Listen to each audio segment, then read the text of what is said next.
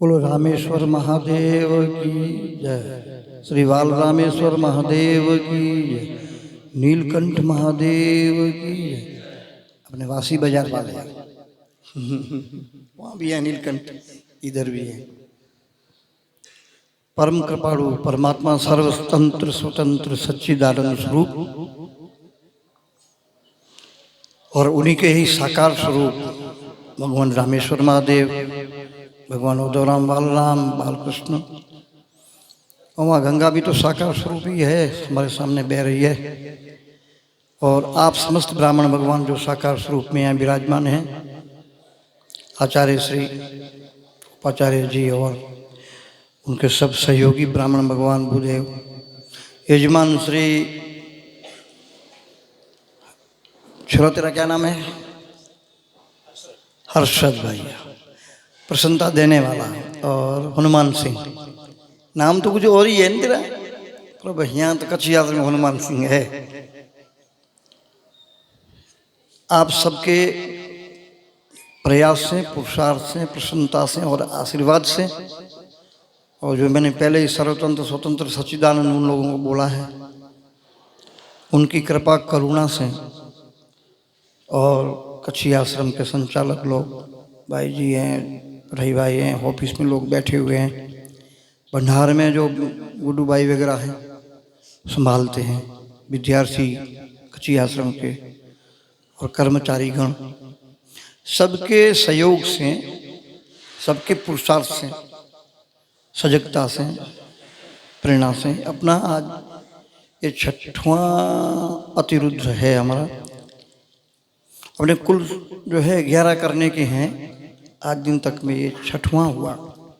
5 यज्ञ अभी और करने बाकी हैं, जो कि अभी कल से परसों से तो क्या बोलो लक्षण ही चालू होने वाला है। तो सामने मंडप है ना, वहाँ एक बात बताऊं, ऐसा अतिरुद्र और ये लक्षचंडी और जगह भी होते हैं, मैं वहाँ जाता हूँ देखता हूँ, तो सफलता और असफलता एक संशयात्मक संदिग्ध लगता है मेरे को। बोलते तो कुछ भी नहीं है, लेकिन लगता है ये कैसे हुआ। लेकिन यहाँ संपूर्ण निर्विघ्नता पूर्वक, प्रसन्नता पूर्वक, मैं किसी को देखो, ये आप लोग बैठे हैं यहाँ, चले बैठे हैं ब्राह्मण, मैं किसी को अप्रसन्न नहीं देखता हूँ। तो घूमता फिरता रहता हूँ ना, फिर तो चलने की आदत ज़्यादा है, खटिया भी है तो वो भी चलने वाली है। तो देखा कि कोई अप्रसन्न नहीं है, सब प्रसन्नता पूर्वक करते हैं। आपको तो पता है विद्वान है, सब प्रसादे सर्व दुखा नाम हानिरस्य उपजायते प्रसन्न चेत सोयासु बुद्धि परिवर्तिष्ठते। वो बुद्धि से परमात्मा जो नित्य आनंद स्वरूप है, उसकी अनुभूति सबके हृदय में होती रहती है। नहीं तो ये प्रसन्नता कहाँ से आएगी चेहरे पे? ये संसार में तो घर जाओ पीड़ा ही पीड़ा है, कोई कुछ कर रहा है, कोई कुछ कर रहा है। अरे दुख का सागर तो है ये संसार, लेकिन कच्छी आश्रम में आप सब कोई दुख के सागर में नहीं है, सब सुख और आनंद के सागर में हैं सब। आप सब उसके सागर की, आनंद सागर की लहरें बन के बैठे। इसका कारण बताता हूँ मैं से आ रहा था ना, तो मेरे को विचार आया कि बासमती चावल का परिचय देने में, विश्व में बासमती चावल, उसको परिचय दिया है देहरादून की भूमि ने। बासमती तो आपको हरियाणा में भी मिलेंगे, पंजाब, लेकिन बोलेंगे देहरादून का है। और देहरादून का चावल हम लोगों को खाने को नहीं मिलता है, सब विदेश जाता है राष्ट्रपतियों के पास, कहने को है। मकान दुकान बन गए, भूमि तो थोड़ी रह गई, अब इतने चावल कहाँ से बनेंगे बासमती? लोग अब लगाते भी कम है, मेहनत ज़्यादा है, लेकिन भूमि के कारण देहरादूनी बासमती है, देना 10 रुपया ज़्यादा ले लो, 100 रुपया ज़्यादा ले लो, बासमती शुद्ध चाहिए हमको देहरादून की। तो भूमि का कुछ अपना प्रभाव है। बासमती तो हरियाणा पंजाब में भी होता है, लेकिन स्वाद और सुगंध उसमें नहीं है। तो ऐसी भूमि जिसने चावल को, बासमती को एक पहचान दी, और बासमती ने देहरादून को भी पहचान दी है। नहीं तो देहरादून कौन जानता था?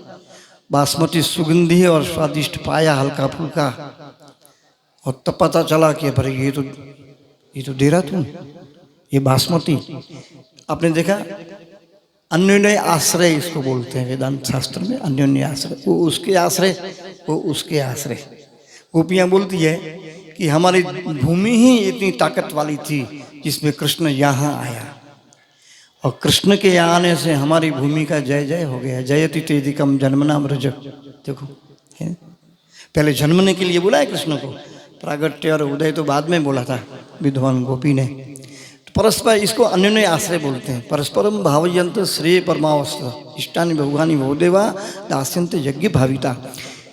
तो कच्छी आश्रम में आप अतिरुद्र करो, भूमि का प्रभाव। अतिरुद्र को इतना परिचय दे दिया, को निर्विघ्न कर दिया, ये भूमि का भी तो प्रभाव है ना। इतने सारे यज्ञ। आपको एक मैं सत्य सत्य बोलता हूँ, आपने भगवान वल्लभाचार्य जी का नाम सुना होगा।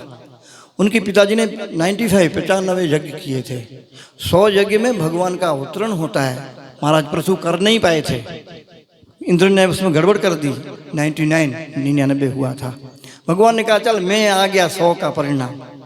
भगवान खुद प्रकट हो गए विष्णु, बोले राजन अभी तुमको जो ना सनकादिक ऋषि आएंगे और ब्रह्म ज्ञान का उपदेश देंगे, तुम्हारे अंतिम जन्म। ये यज्ञों का प्रभाव था।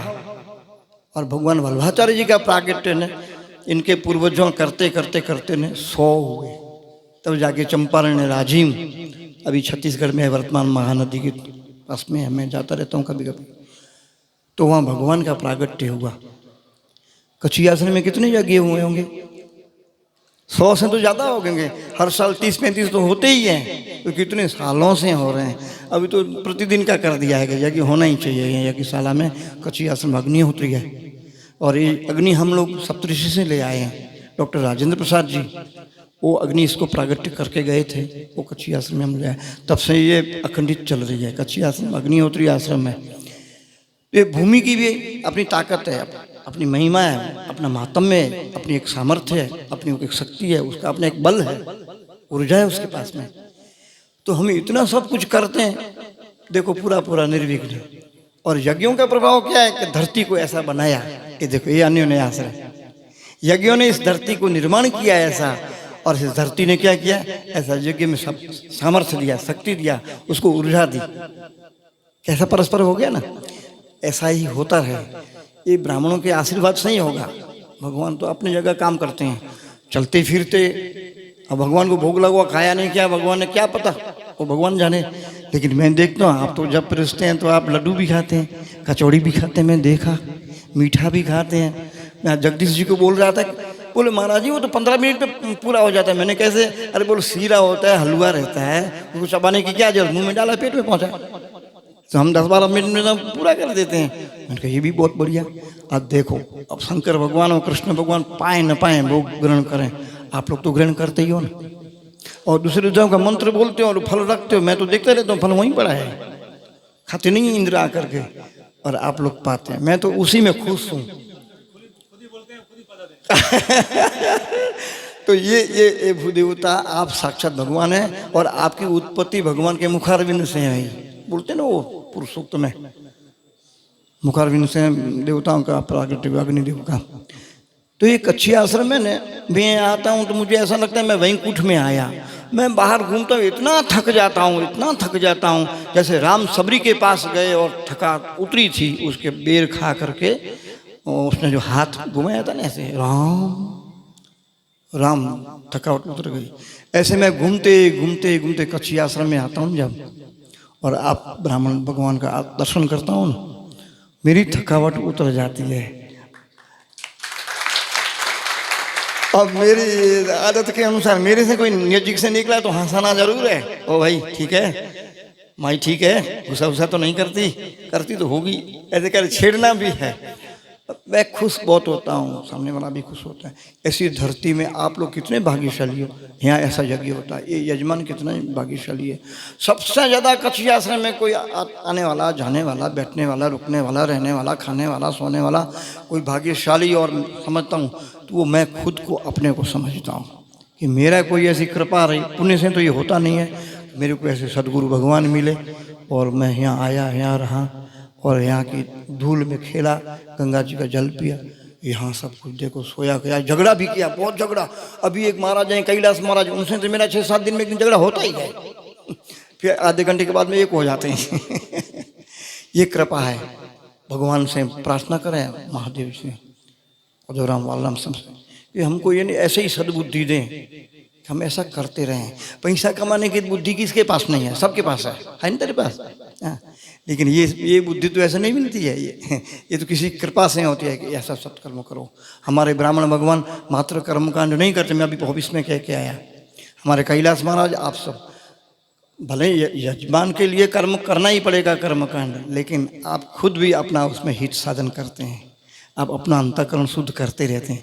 आप उपासना के रूप में ये कर्मकांड करते हैं, आप ये आराधना के रूप में कर्मकांड करते हैं। हमारे महाराज हैं कैलाश महाराज, यजमान कुछ भी करे, अपना बस आंख बंद अपने आराधना में ही करेंगे। भगवान को फूल चढ़ा तो उनको पता रहना ही चाहिए कि भगवान को फूल मिला है, बिल्कुल इसी ढंग से चलेंगे। इसी को तो उपासना बोलते हैं ना। आपने जो धराया वो आप फिर हमारा कैलाश कौशिक है, कौशिक इसने फल दिया भगवान को, तो उसको पता ही रहना चाहिए कि भगवान ने फल दिया। वो चित्तवृत्ति को इधर उधर होने नहीं देगा। कर्मकांड होते हुए वो उपासना बन जाती है, आराधना बन जाती है। दैहिक दैविक भौतिक तापा मिटई मूल तव चरण प्रतापा, सब साफ ठीक हो जाता है। बताओ कैसा? ये आप लोगों की कृपा है ब्राह्मण भगवान, आपके श्री चरणों में। मैं ऐसे शरीर से तो 108 बार नहीं कर सकता, कमर बहुत दर्द करती है, लेकिन बोलने में से तो कम से कम करूँ। बोलने में क्या जाता है मेरे को? 108 बार आपके श्री चरणों में दंडवत प्रणाम करता हूँ मुंह से, है ना। मुझे आशीर्वाद देना, कच्छी आश्रम को आशीर्वाद देना, और ऐसे यज्ञ कथा चंडी ये सब होता रहे। अभी अपने को उधर भी जाना है, वलसाड़ 200 कितने 300 को नहीं ऐसे ऐसा कुछ है, वो वलसाड़ में जाना है कथा पढ़ने के लिए, भागवत का मूल पढ़ने का है उधर, है नहीं। तैयार रहेंगे? तैयार हो गए ना सब? पंडितानियों को बोल देना, न मिले तो दुख दर्द न करें, शाम को फोन कर लेना, क्या है ऐसे चलता ही है ना। अच्छा अस्तु, देखो अभी भाई जी ब्राह्मण भगवान ने इतना हमको आशीर्वाद दिया है, तो उनकी पत्रम पुष्पम फलम तोयम यो में भक्त्या प्रयच्छति, कुछ सेवा भी करो।